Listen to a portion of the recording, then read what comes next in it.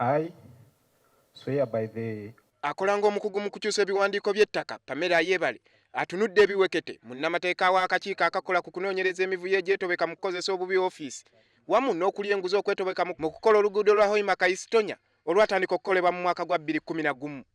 Ono awadde Biino atakwatagana era alabise ng'ateeka akasabye ayogerako bw'abadde ayokebwa kajjojjijjoji w'ebibuuzo. We want one consolidated strip map which shows the beneficiaries along Hoima Kayisitonya. Pamela, do you have it?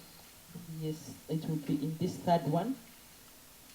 Unfortunately, the one for the last one, which we received 2 weeks ago, is not here with us, the strip map, but we can look for it and avail it. Ono atuuse n'okukkiriza nga bwe bakola emirimu mu ngeri y'agadibe nga lye bwe baali basasula bannannyini bibanja ebyali biri awaali wagenda okuyita oluguudo luno. So, on the basis of their recommendation, working with the consultant, we assumed that they were right people, because even the chief government valuer had actually approved the valuation report as right. So we relied on the approval and we did not carry out the inspections. Mu mivuyo egyali ku luguudo luno kizuuliddwa nga we waliwo abantu abasasulwa emirundi ebiri wamu n'abo abasasulibwa nga baali tebateekeddwa kusasulwa.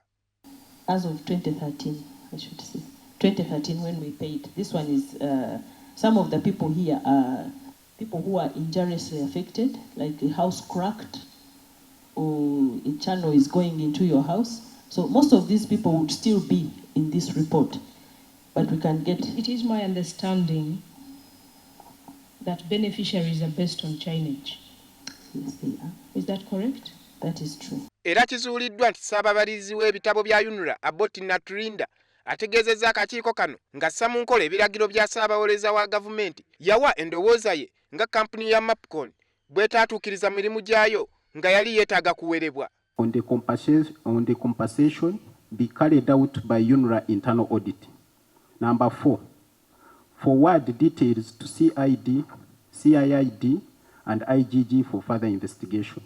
Number 5, and the last, Mapcom should be blacklisted and suspended for professional negligence by PPDA as a punitive measure and deterrent.